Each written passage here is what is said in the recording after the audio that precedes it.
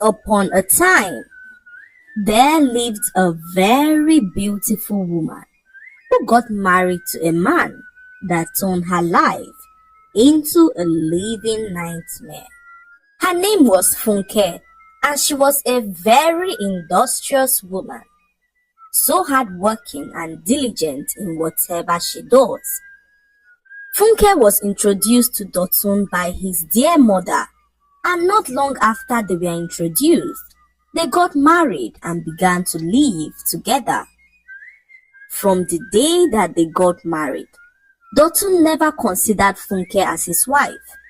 He criticized everything that she did and scolded her at every given opportunity. Despite all this, Funke never stopped showing her husband genuine love and care. One day, Funke prepared Dotun's favorite meal, as she believed this would cheer him up when he returned home from the farm.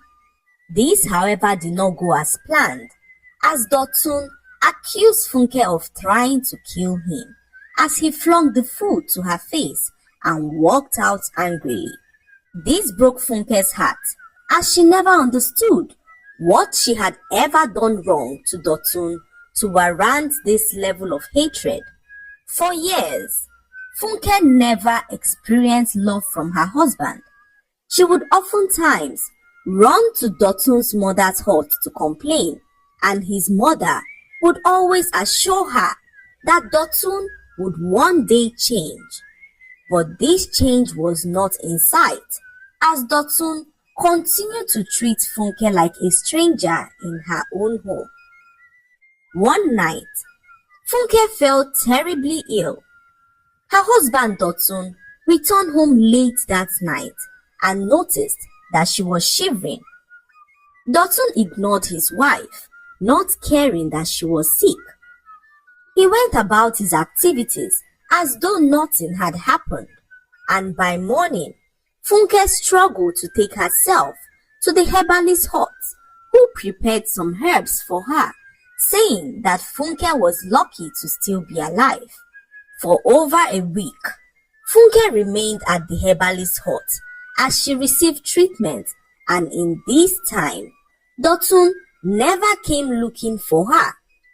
A few days passed, and Funke was now a whole lot better. She decided to return home and was confronted with the shocker of her life. Funke stepped into their hut and met a strange woman in her kitchen. "What is going on here?" she asked her husband Dotun, who slapped her hard and warned her never to question him in her life.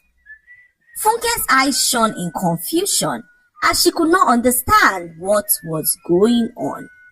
The strange woman, whose name was Bisi, began to laugh as she walked away with Dotun, throwing mocking remarks at Funke, who broke down in tears. Funke rushed to Dotun's mother's house to complain when she heard the news that Dotun's mother passed on a few nights ago. Funke then asked why she was not informed of the burial, and the old man revealed that her husband Dotun told the elders that his wife had deserted him. According to tradition, when a man is to bury his mother, if he is married, he is to appear with his wife to perform the burial rites, but in cases where he is not married, he is to take on a wife before his mother can be buried. What had happened was that when Dotun's mother died, he told the village elders that his wife had deserted him, so the elders suggested that he takes on a new wife so as to enable him bury his mother. So Dotun quickly got married to Bisi, his long-time love, and the woman after his heart. Bisi was a woman who Dotun loved with all his heart, but was unable to marry because his mother was blatantly against the union. Bisi was the daughter of Dotun's mother's sworn enemy, and when Dotun told his mother of his intention to marry Bisi, she kicked against the idea, saying that as long as she was alive, Dotun would never marry Bisi. Dotun tried all he could to convince his mother of his love for Bisi, but his mother told him that it would be over her dead body before she would allow her son get married to Bisi. This caused a lot of issues for Dotun, who found it difficult to marry any other woman. A few years later, Dotun's mother introduced him to Funke, saying that Funke was the right woman for him. Dotun was not interested in marrying Funke, but his mother pushed him into marrying her. That was how Funke found herself married to a man who had no interest in her and treated her badly. Sad and confused, Funke decided to return to her husband's house.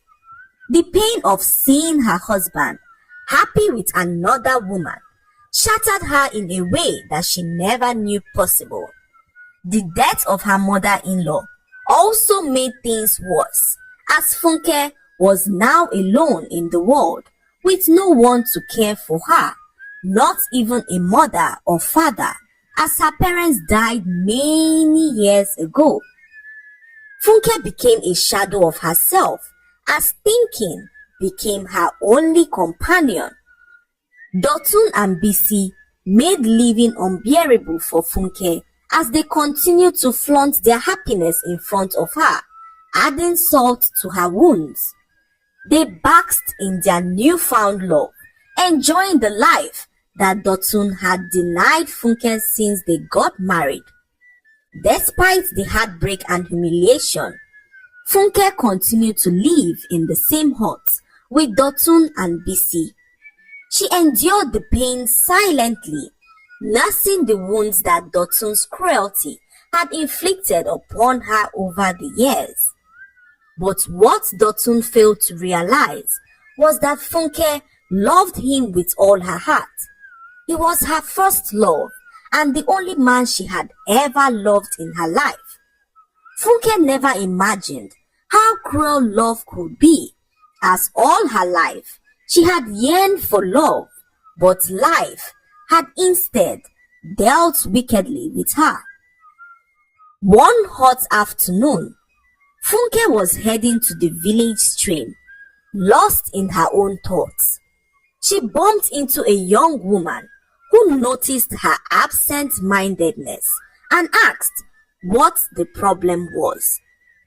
This was the first time someone was genuinely concerned about Funke and was willing to listen to her. So Funke told the young woman all that she had been passing through in her marriage, and the young woman said to her that she deserved better and that she should not give up, but pick herself up and make the most of her situation. The young woman, whose name was Ngozi, became a true friend of Funke. She became a shoulder Funke could lay on when the pressures of life were weighing her down. Ngozi encouraged Funke to find strength within herself and to also stand up for her own happiness. As the days went by, Ngozi's friendship became a source of solace for Funke. They spent time together, and soon Funke began to laugh and smile again.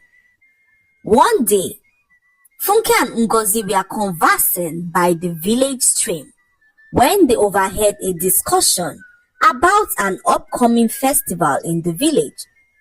The villagers were planning a festival to celebrate the birth of a royal baby, and everyone was excited about the festival. Ngozi saw this as an opportunity for Funke to break free from the chains of her troubled marriage.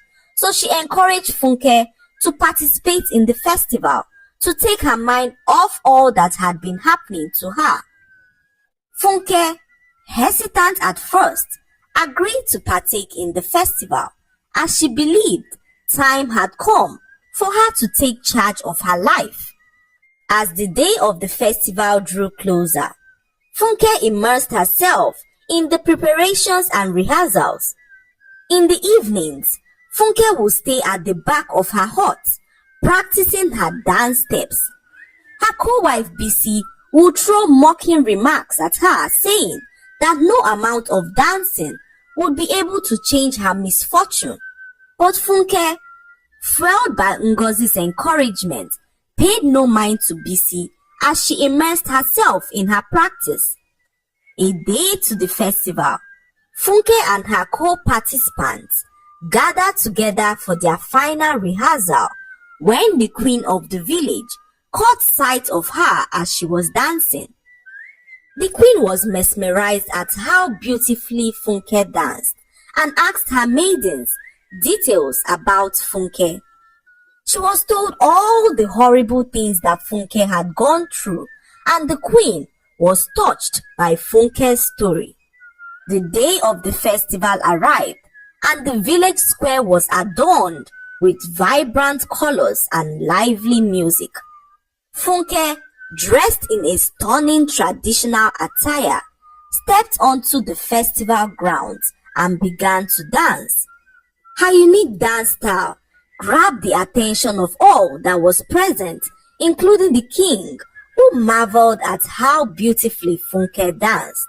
As Funke danced, the villagers were captivated by her performance. Bisi, watching from the sidelines, could not help but feel a twinge of jealousy. The attention that Funke was receiving made Bisi uneasy as she regretted ever underestimating her co-wife. The queen, deeply moved by Funke's performance, stood up to honor her.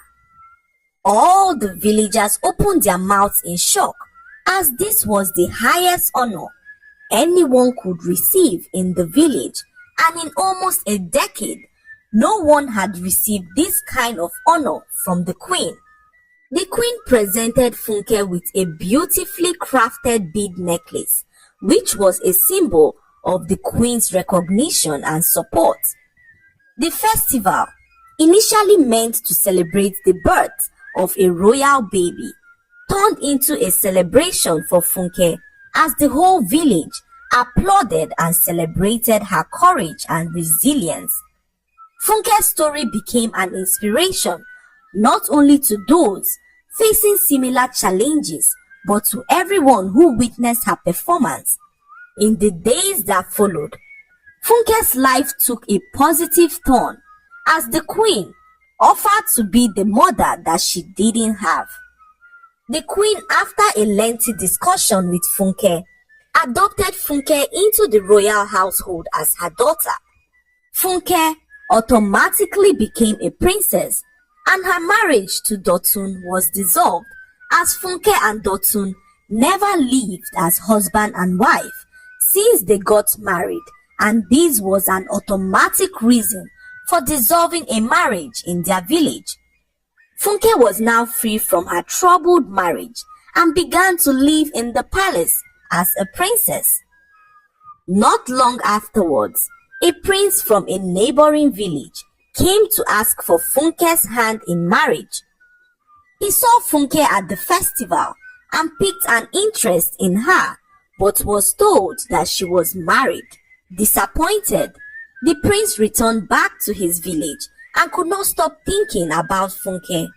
When news reached him of the dissolution of Funke's marriage, he hurriedly came to declare his interest in marrying her. That was how Funke got married to the prince, who loved her with all of his heart. She finally felt the love that she had craved for all her life, as the prince adored everything about her, including the ground that she walked on. Everyone envied Funke, including Dotun and Bisi, who could not believe how beautifully Funke's life had turned out. The lesson to be learned from this story is that in whatever situation you find yourself, do not give up, because the future might just be so bright for you. Never look down on anyone in life or treat people unfairly, because your actions might just break them. Learn to be kind to everyone you come across, because you never know what the future holds. I hope you enjoyed the story. Like, subscribe and leave a comment. It helps us grow our channel. I'll see you in our next story. Bye.